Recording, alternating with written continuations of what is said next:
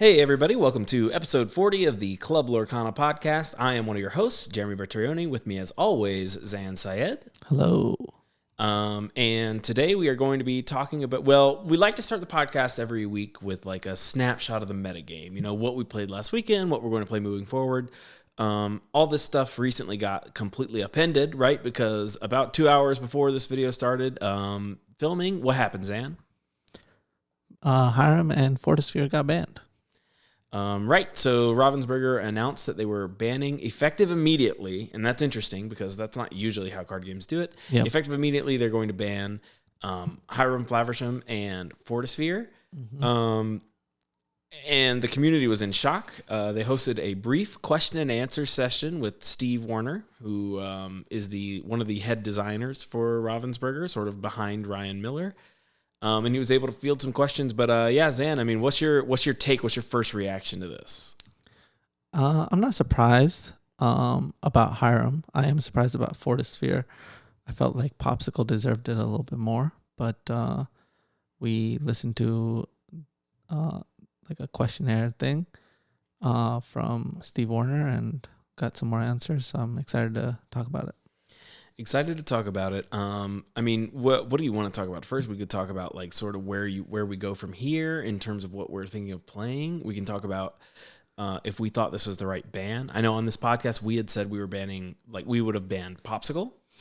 Do you think that this hit is gonna impact the game in the ways that Ravensburger was intending? I mean, you know, like basically lead me in this discussion. Oh, wise Zan. You know, you're the LeBron James of this game. What does this mean for us? I mean, I think that it's overall a good thing. I think that we had like three choices here, right? We had FORTISPHERE, Popsicle, HIRAM. And a light ban would have been banning one of these. And a heavy ban is banning two of them. An extreme ban is banning all three. Mm-hmm.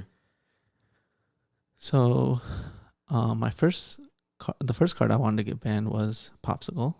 Second card was HIRAM. Third was FORTISPHERE.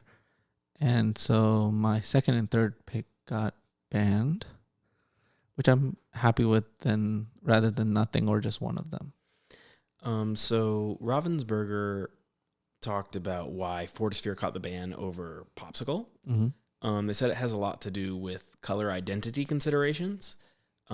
Basically, they think that steal draw should almost always come with some sort of like condition or cost, and that's usually discarding cards. You see that in Dock and A Whole New World. Those are really prominent steal cards, but they require you to discard your hand first. Yeah. So they didn't like how Popsicle or how FORTISPHERE just gave you a draw that didn't come attached to a discard, and they didn't like that it sort of tied you into items, and they really didn't want steal's color identity to be with items. So what's your take on that rationale for FORTISPHERE over Popsicle? Even though most people would say Popsicle is the more broken, quote unquote, one because it can just go to the discard pile whenever it wants to. Well, I think that there are abilities that are looking for another color. And I think if you force like an ability to be with the color, it's a way to balance the game. Mm-hmm. So if you think about it, you're like, oh, Bell is a really good card.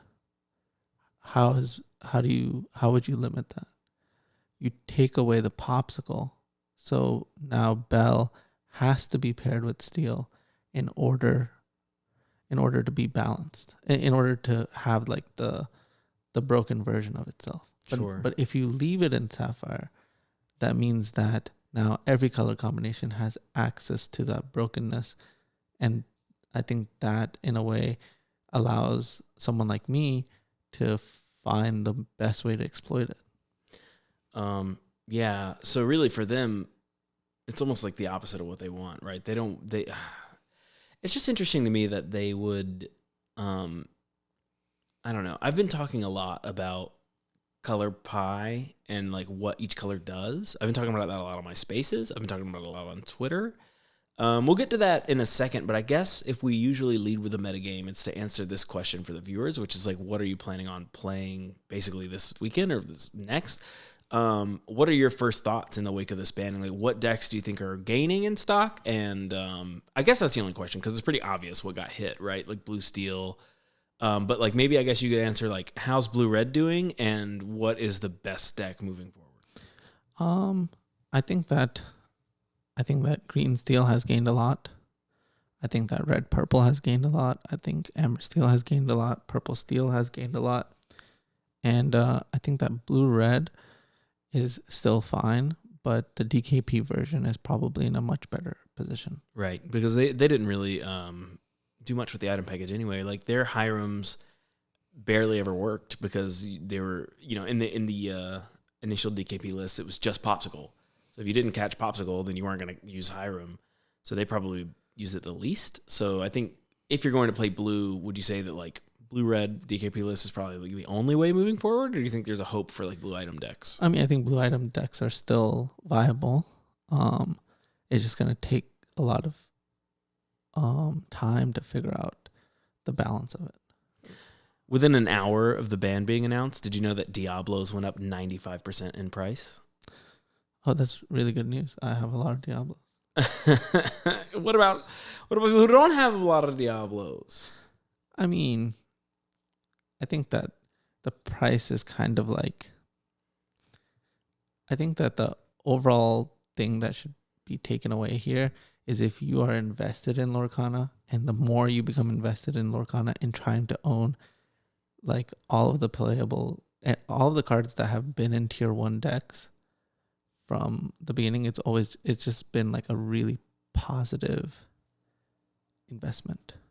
You know what I mean? Like, I think that if you have the means to do it, then everybody should be looking to invest in it, because I think like Magic, which had 30 years, it's still going, right? I think that from year 1 to 30, every person who invested and didn't move their money ended up like 100xing their money.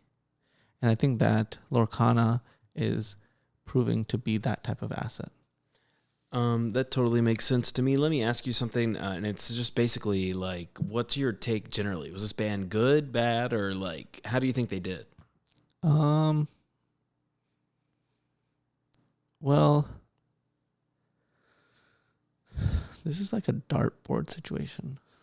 This is a dartboard situation. Well, like, they didn't do bad, but I feel like they didn't do great either. I still feel like there's a path for me to build an item deck that it could be a problem. I think that whether they did bad or good, fixing the metagame is kind of sideways for me on terms of the actual concern that I have, which is like, we haven't heard from Ravensburger in like months. And then they like finally speak up to like basically emergency ban. They said it wasn't an emergency ban in the question and answer, but they banned it like immediately. You know what I mean? With like it's not banned next week. It's not banned Friday. It's banned Tuesday night, basically. So if that's not an emergency ban, I kind of like don't know what is. But it's weird for the company to not talk to us forever, do an emergency ban, and then, the community is kind of asking like, ban from what? For what? There's not any DLCs coming up. There's no like big premiere tournaments that have been announced or whatever. So like, why are we doing a ban in the middle of the off season? Well, one of the takeaways I took away from like the Discord questionnaire thing was they're always watching, right? And I would say like the premier thing that's happening right now is, there was the Southside Gaming tournament this past weekend, which Blue Red dominated. And then the Gubu 5K. And then the Gubu 5K, where Blue Steel dominated. Right. Right. And so, I mean, essentially, they are both, from the same, like, they have the same core, essentially. And so, I mean, Sapphire is a problem. It's oppressing all of the other colors. Right. And so I think that they watch that. If not only that, I would say the LCC, Cross Continental Challenge. That's like basically a mini Worlds type of tournament, where we're just trying to see who the best players are and what they decide to play. And Blue Steel was dominating that. right? Like Artabax and Moyen are the last two undefeateds. I was undefeated until I played against Moyen, who was playing Blue Steel. We essentially played a 52 card mirror, right? And so that was a coin flip. And so then we end up in a spot where, like, you know, all the Blue Steel players just made it to the end of that tournament. And so now that this ban is happening, they are gonna, like, we're allowed to change our deck list. So we're taking a break for a week to change our deck list. And so yeah. This ban has really stole the news cycle. You know, this was going to be a slam dunk for us because it was going to be, you won this past week at the 5K. Mm-hmm. You literally got first in the 5K, dude. Congratulations. Yeah. Do you want to talk about, you were playing there's just nothing to talk about anymore. It's so funny. You were playing Sheriff of Nottingham. Yeah. Anything to say about that in the wake of, you know? Sheriff Nottingham was great. You could maybe talk about your process in terms of, like, how did you innovate when the metagame seemed so solved in a broken direction or whatever? You came out with sort of something new, something broken in that. Is there anything you can speak on about that, like, process, or like how did you come up with it, stuff like that? Yeah. Can you talk about the Discord questionnaire first? Sure. We can go into the Discord questionnaire. Basically, Steve Warner, the designer of Lorcana, did a little bit of a question or answer session where he fielded community questions. A lot of the questions were kind of mid to bad. I mean, it was just people who were, like, a little bit affected. You know what I mean? Like saying, "Oh, I can't believe, you would hit HIRAM but not Diablo. Diablo is going to be a huge problem moving forward." They gave a lot of really robust answers for color pie considerations for banning FORTISPHERE. We had the community manager, probably the biggest hit from the Discord questionnaire, is the community manager promising that they were laying the groundwork for more constant communication. So a big problem that we have is we don't have, like, scheduled, like, sort of updates with Lorcana. And we got a little bit of a message saying that was going to, like, change moving forward, that they were going to be able to, like, reach out to us and sort of update us on a more weekly basis. They just hired the guy to do that. It's only his 5th week working, which, you know, personally, a little bit, 5th week working is kind of like you should have hit the ground running. But Mr. Beast always says that new employee is useless for the first 6 months. But yeah, that's sort of the big good news, is that we're going to be getting community, basically, interaction from Ravensburger moving forward, and they're planning to institute it on a regular basis. So, I mean, that's the win. Yep. So, back to Blue Steel. The most broken deck. And you innovated on it. You changed the most broken deck for the better, and we're kind of wondering, like, how that went. Yeah, I feel a little disappointed that I came up with the deck this late into the game, you know? Yeah. So Sheriff completely broke the deck. Took it to the next level. Basically, I just wasn't losing at all. Right. It made all your blue steel and blue red matchups your best matchups. Right. Basically, you cut your Let the Storm Rage on, and you were able to play Sheriff on turn 4. So the play is Popsicle on 1, Sail on 2 with a Popsicle, 3, play a Maurice's Workshop, Popsicle, put a Scrooge out. Turn 4, play a Sheriff. Mm-hmm. Yeah, and the bad news is that, you know, nobody cares anymore because the deck went banned, and I guess the only thing that we can really illuminate is, like, your process. So how do you think of Sheriff of Nottingham first? So every single day, people throw ideas at me, and I'm like, here's another shit idea. Yeah, great. So this one was, Jeremy came over and he's like, Affinity is broken. Sheriff of Nottingham, that card's broken. And I was like, no, that sounds terrible. But at the end of every day, I try to reevaluate all of the ideas that were presented to me. So it's midnight, and I'm like, oh my God, what if I built a version that didn't try to remove any of my opponent's stuff? Yeah. And that just was this all-in items version. Would that be good? And I got up out of my bed, went down at midnight, and built the deck.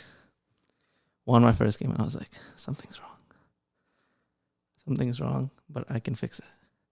So I started putting more items in. I was like, 4 cannons, 4 Maurice's workshops. I don't care about the removal. And then I was like, oh my God, this deck is so broken.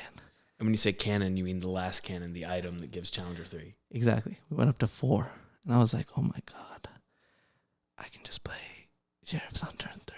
I mean, on turn 4. Sans Whisper casting now. And it was crazy. And it was just so insane. So then from midnight to 4 a.m., I never lost. Mm-hmm.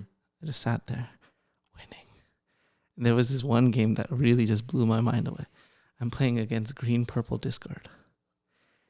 And I let them draw 40 cards. What do you mean? I just went off with Maurice's workshop and HIRAM's. Okay. And then I just started playing. I played 3 or all 4 my sheriffs for free.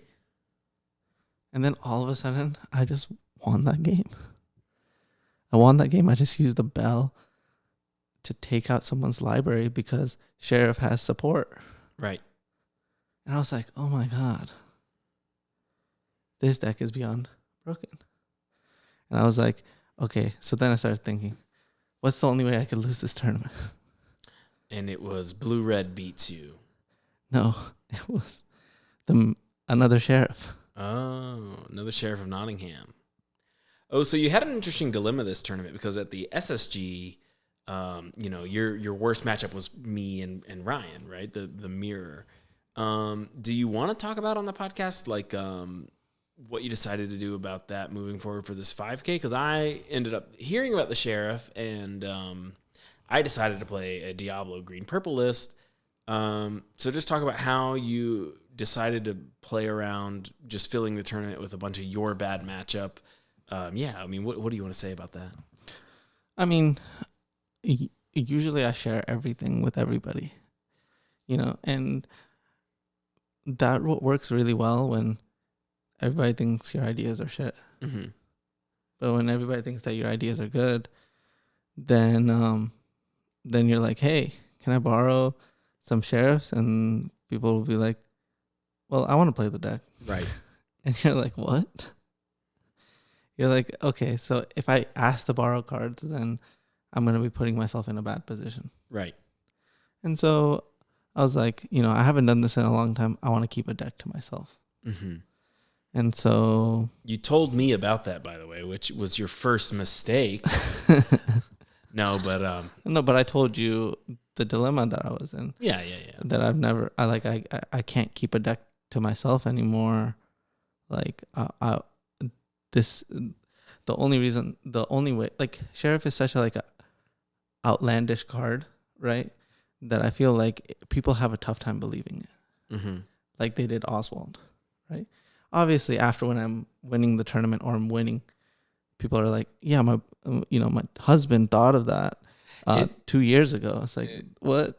It's so funny how many people came up to you at Gubu and were like, dude, I almost played sheriffs today. And I was like, no, you didn't. We it's not that you came up with a card, because I saw the card on the SSG stream, but not in your shell. You know what I mean? You broke the card. But for people to act like sheriff was on their radar, it's like, no, it was on 3 people's radar and they didn't have the list just right. So if you're one of those people, I'm sure that you're the exception and that you actually were going to play sheriff. But I just thought it was really funny how many people were like, oh man, I almost played sheriff today. It's a hard card to build. It's definitely really hard. Is it? It just has affinity for artifacts. But I'm not sure if I would have played it week 1. Right. Right. I think that by week 3, if I had seen it again, I would have been like, oh, I can figure this out. But week 1, I think I would have counted Oswald as higher. And like it was between Shield and Last Cannon, and I feel like Shield was better early on, just because Amber Steel was more popular, and the mirror match was more popular, and then Last Cannon became better because Blue Red became more popular, and so there was a bunch of little steps along the way that took us to this version, and like I'm glad that we figured it out. I mean, if someone came up to me and was like, "This card is broken," there would have been a moment of evaluation, and I just didn't have that moment of evaluation. One thing, do you mind if I ask you like a hard question? Yeah. One thing that's interesting about your Metafy is that the value add is that if you subscribe to it, then you get to know what Zan is playing day of. And here we have an example of you making a decision that sort of was in opposition to that. You kept something to yourself. How do you reconcile those two things? And is the value add to your Metafy still there? It's like a tough question, but like, how are you figuring those two things out? Yeah, that's a really good question, really hard question. So basically, week 1, we're going to SSG. I post a list, post a guide about it, talked about it. Like, this is exactly what we're playing. We played exactly that list. Then we go to another tournament the next weekend, Hunter Burton Memorial. Mm-hmm. The list makes it to the finals. Sure. Then we go to Wisconsin. We go to World Class Cards, my sponsors, back-to-back 5Ks. And then we have the Gubu tournament. Mm-hmm. So every single week I posted the list. But what sells the list? Winning the tournament. Winning. So,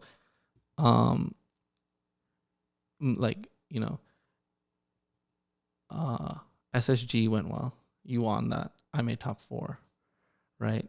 Like, that counts as a win in my books. I'm like happy about that. Then Lorcana Bro Aaron lost in the finals. I count that as a win. But the effect of the deck is getting less and less. Mm-hmm. And if I continue to publicize it, it will lose its power. Okay. And basically, it will be a way for people who are not even playing the deck to tech against it. And so the information ends up being worse. Okay. And so, let's say there's a person that's subscribed to it, and I didn't win this tournament, or I don't even top 8, then it's kind of like a wasted, no one thinks it's good. They feel like they didn't get their value because they, sleeved up and then got hosed. And then also it sounds like you're saying that you feel like over time the value diminishes because it becomes too easy to tech against. So now you can't play the Zan Syed deck because everyone shows up to the tournament trying to beat the Zan Syed deck. So how does not showing the Prince John to the Metafy fix that issue? Sheriff? I guess. Sheriff of Nottingham. So it allows me to go to the tournament and play against what my version is currently. Mm-hmm. Right. And so, and not even what my version is currently. I think that Moyen's list was more popular than mine. It was starting to, I feel like now there were people going in all sorts of directions. In order for the deck to prove its point, it needs to have the metagame as is. If I affect the metagame before I go into the tournament, then the deck won't have the effect. Mm-hmm. And so even so I'm giving them a more real deck. So there needs to be a balance to it, right? Where I've shared for 5 weeks and now I can't win with the deck. I have to completely innovate something outside of the scope of the deck. And it took me a lot of losing to do that. And now I can win again. And I was able to win in the end. And that was pushed by the fact that everybody knew what I was playing every week after week after week after week. Right. And so, you have to make the right call. and it's not going to be right every time, but majority of the time I'm sharing everything that I know, right, all the time. So yeah, I needed to find the balance, and that was the balance. Let's talk about. Is there anything else you want to say about the Gubu event? I think that pretty much clears everything up for me. Well, the other thing I want to say about it is, this is the deck was discovered the Friday, the Friday before the tournament. It's true because we talked about Sheriff on Thursday. If you're saying it was midnight that night, then this was, Friday morning is really when you first put the list together and tested it. So there's also a consideration towards, it had so little testing that might not be the type of thing you want to put on the Metafy. Because what if you're just down the crazy rabbit hole? Yeah, so I mean, there's still the possibility that I was just completely wrong. Right, of course. And that has happened. There's not a non-zero chance that that's happened. But, it always feels, when I'm playing a card like Sheriff, it always makes me feel weird in the gut, because I'm like, what if I'm just completely wrong? What if I'm just completely wrong? And so,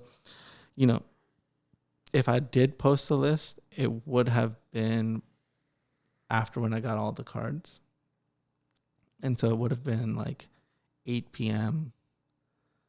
On Friday night. Okay. And yeah, I just didn't feel like, the other list that I posted, I had a week worth of testing. Right.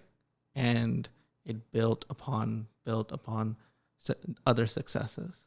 Right. And so, yeah, so in my mind, it was an easy decision. I'm like, I think that this is broken. I'm going to take the gamble on it. I'm not going to put them in the position to gamble with me, How do you feel about Sheriff of Nottingham joining the annals of Zur's Weirding and Elder Deep Fiend as cards that Zan broke? I feel like I wish I figured it out earlier. Sure. Yeah, I wish I figured it out before world-class cards 5Ks back-to-back, 10K weekend. Oh, yeah, you could have won both of those, you think? Yeah. Dang, that's so cool that you could have won both of them. All right, I kind of want to put the cap on. Well, I think I could have won one of them, and then the other one, I would have been flipping coins with the mirror match. Do you think people would have been able to adapt so quickly? Like, it's like a hard pivot, and you have to have the whole list because it doesn't work. The question is complicated, right? The question is, how much influence do you think your win has over the public or the people who are playing in the tournament? It's a tough question to answer. I don't know the answer. If anybody knows the answer, then let me know. For sure, dude. I want to move on. Yep, let's do it. I'm going to just say some decks, and you're going to tell me if they're viable with HIRAM and FORTISPHERE being banned. Okay. Red, purple. Is back.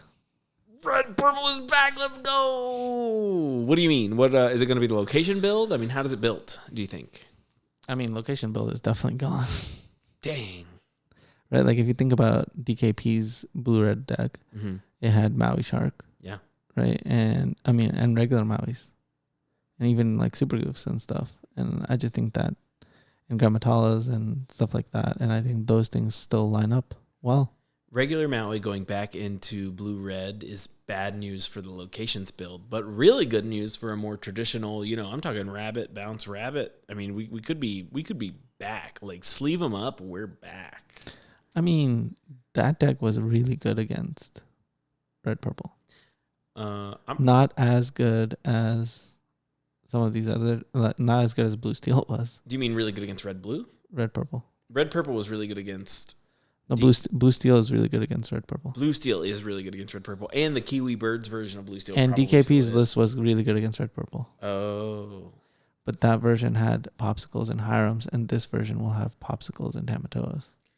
Do you think that's better or worse? They only played 3 HIRAMs, so that could just mean that they just skipped that whole step. Which might make the deck better at what it's doing. You might be looking at like a Grixis Death Shadow situation where only after the bans can the true version of the deck arise. Exactly. So, yeah. But then Green Steel is probably going to come up, and green steel was a good match. Is good against red purple.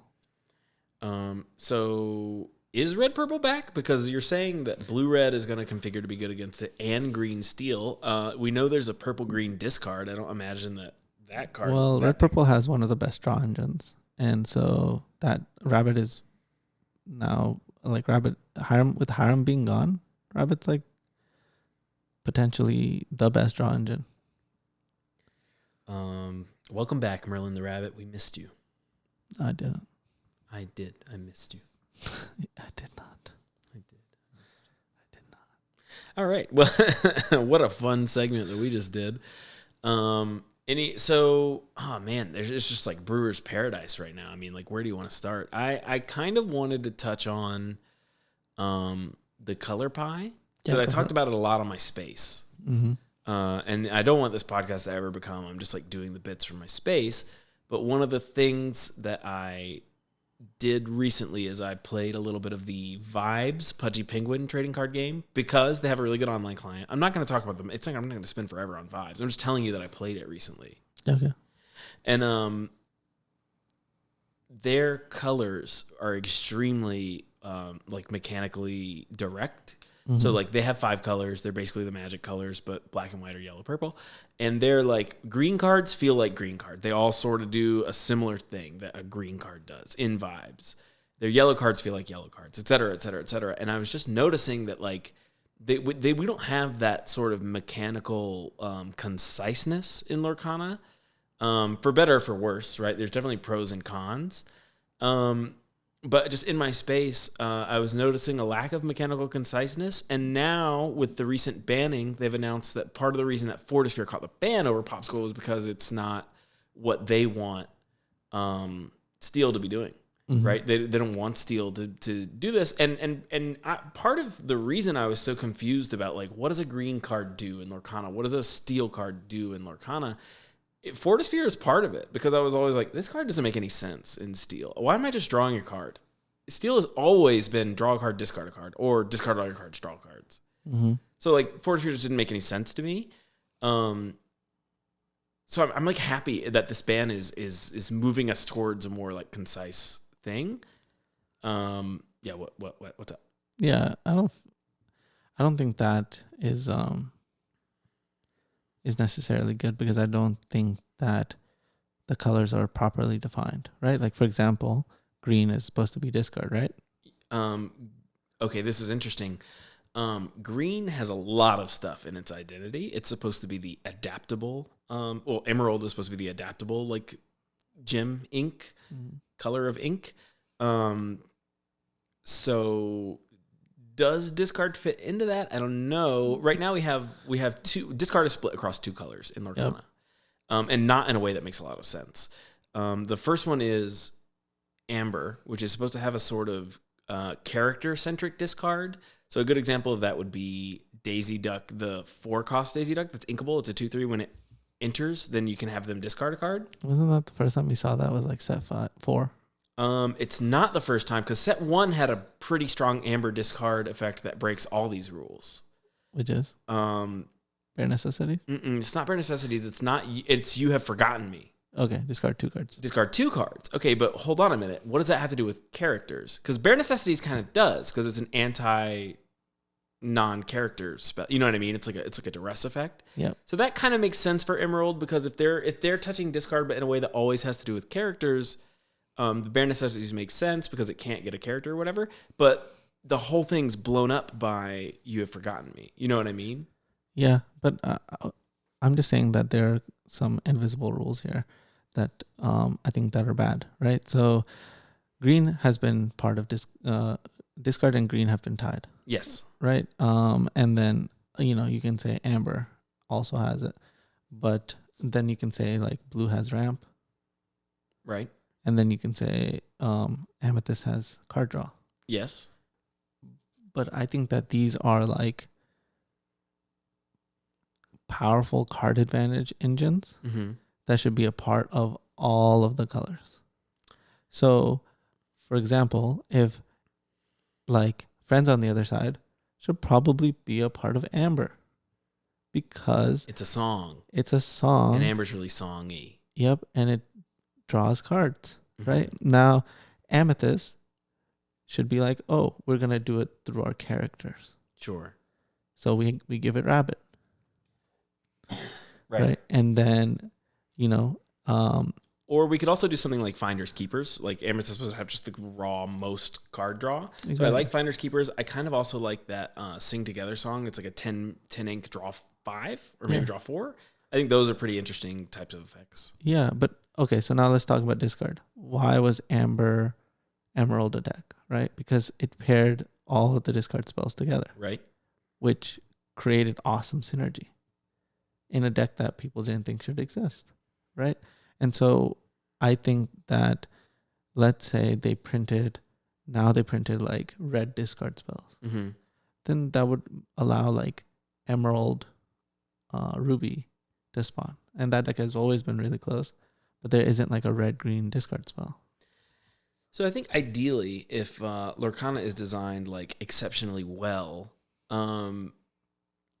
every color does its thing a certain way. So I think every color should have access to drawing cards, because drawing cards is an important thing to be doing in a card game. Exactly. And they've done a sort of good job establishing the rules under which each one draws cards.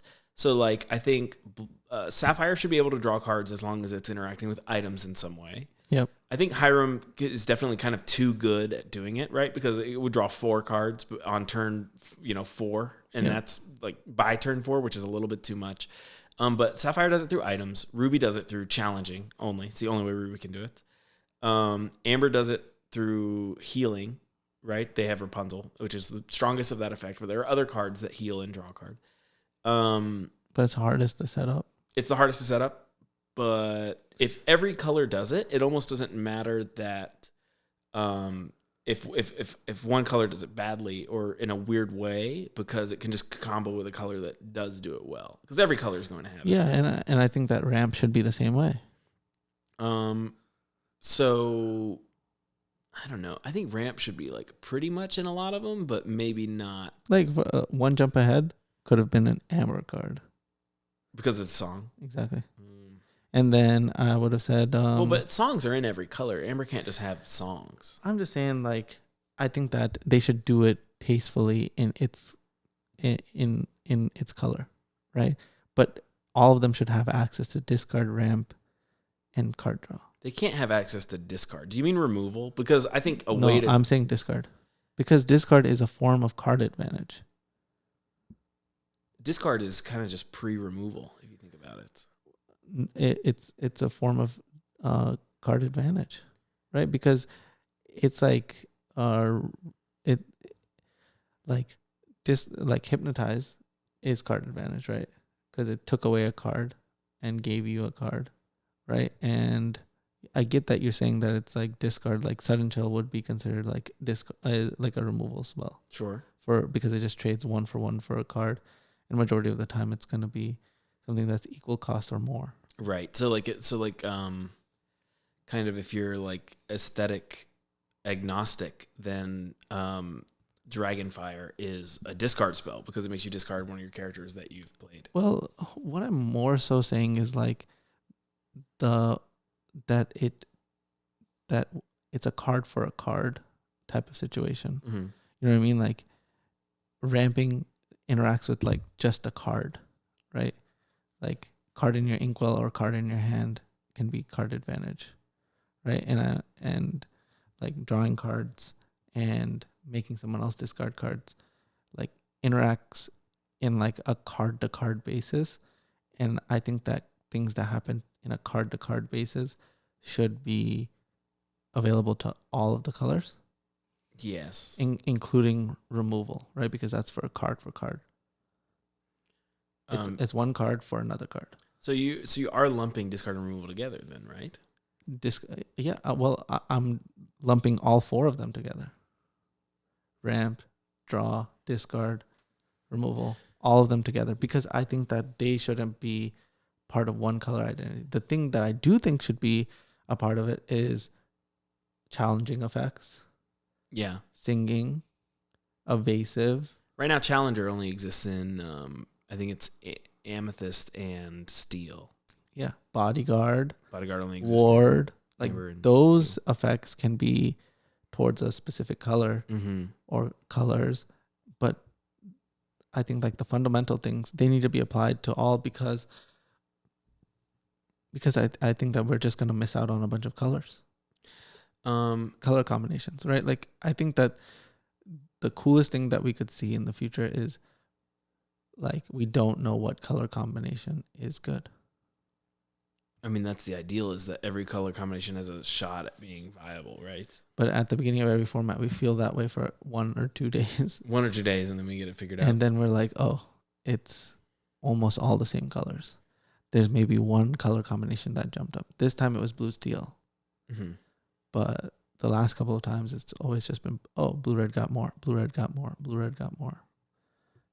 I kind of want to tell the story of one of the best points that I made during one of my space with regards to mechanical identity in Lorcana. Sure. And the story basically is I was walking R&B, who's always in my space, and actually always in a ton of spaces all throughout the week. Not even all about Lorcana. Anyway, he's like a space guy.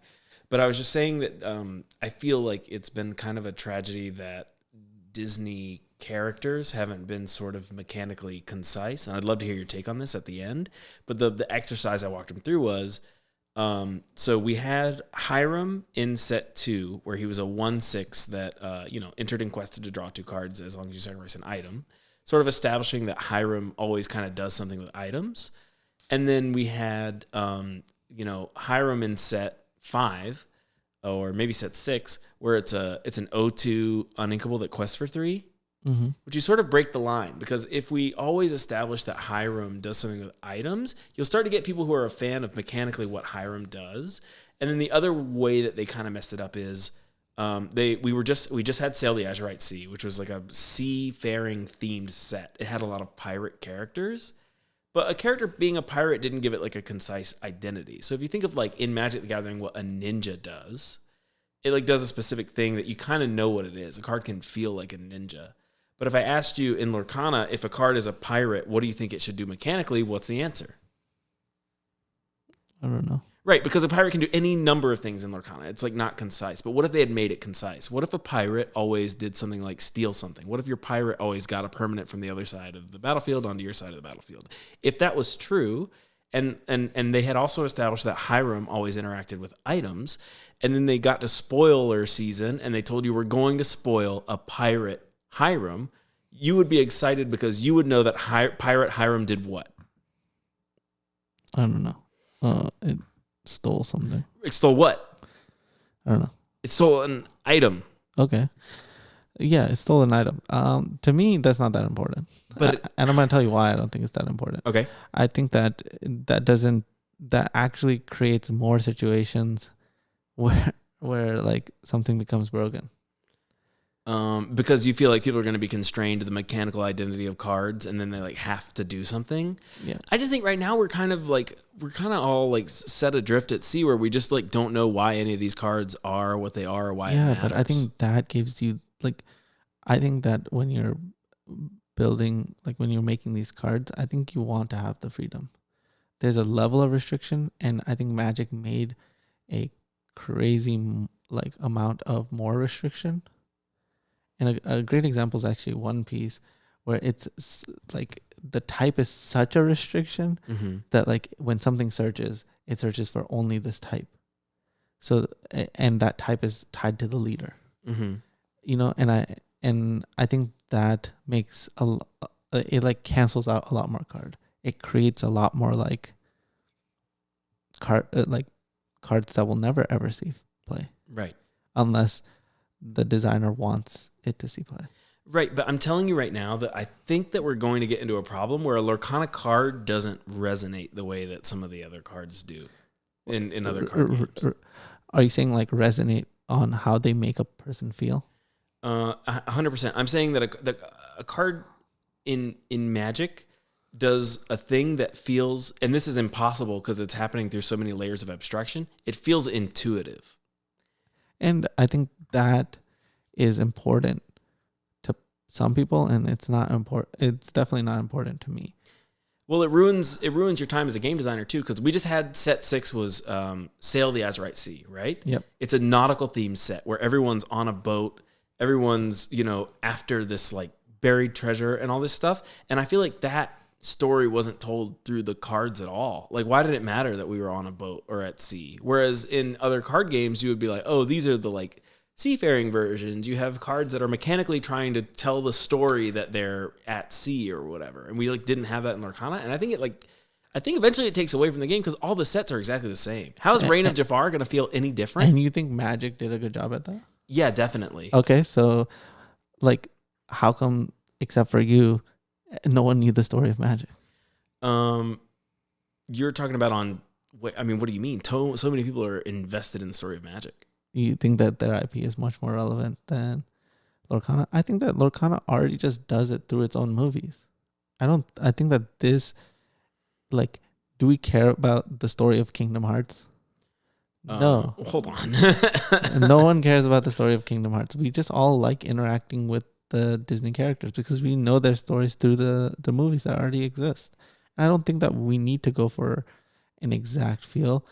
If it, I feel like leaving everything, all the characters open-ended and not knowing what character could be broken is like, makes the game feel more open, right? Like, even if Magic has 10,000 cards and Lorcana currently has 1,700 cards, and you can build like combinations of decks using that, I think that Lorcana makes it more likely that you would be digging through your like trash cards and finding something that fits exactly what you're looking for than Magic. Because, I mean, Magic, obviously you're flooded with land cards. But at the same time, you're like cards are trying to do too much. Mm-hmm. There's so much text on them. It's crazy. It didn't always used to be that way, but I agree that it is now that way. I mean... Yeah, and I think we saw where it started and how it ended up, and I'm glad that Lorcana is not trying to capture exactly what Magic had at one point. I just feel like right now, whatever the set is, just like doesn't matter. I'm a little bit disappointed that we're going into set 8, Reign of Jafar, and I'm like almost certain that mechanically it's going to feel not that different than like Ursula's return. Because Ursula and Jafar in this game are barely different.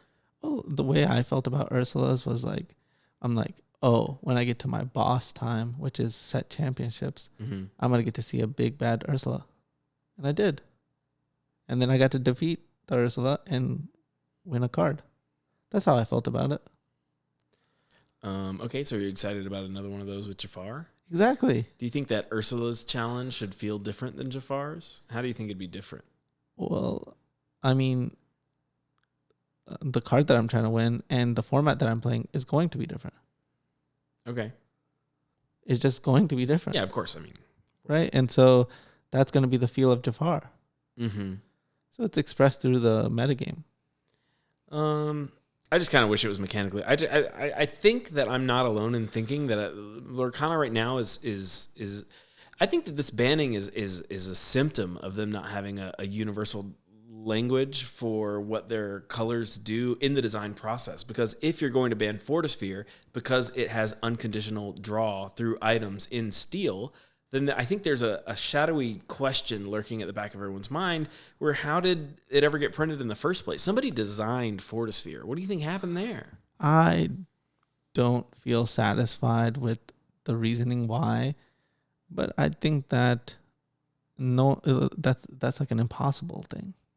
That everybody's going to feel satisfied with the reasons why. Sure. I think that, a year and a half into a game this popular and this many people trying to uncover its secrets, and we're banning our first 2 cards, right? And in set 7, right before the World Championships. Presumably, but right before the World Championship. The World Championships could be next year. Yeah, I mean, you get what I'm saying? Like, I think that this is a healthy game overall compared to thousands of card games that have come before it. I agree, but it's not as healthy as Vibes, which is just amazing right now. I mean, the set one. Who knows? It will survive a set two. Well, it's actually I think broken in set one because they printed a guy that comes out of the graveyard and is really big. And I think that's the case in a lot of games. Which, by the way, in Lorcana, where's my guy that comes out of the graveyard and is really big? You know? Yeah, and I'm glad that they didn't do that because which color is going to get that? I guess it would be Amber because Amber has most of the recursion so far. You have cards like Revive and you have the Lilo that is on the beach. Yep. That makes sense. So they're kind of doing your discard recursion is coming from Amber when it's characters and Sapphire when it's items.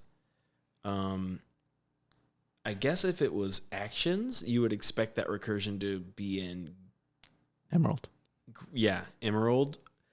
And then does Amethyst just never interact with recursion? What do you think? Amethyst. I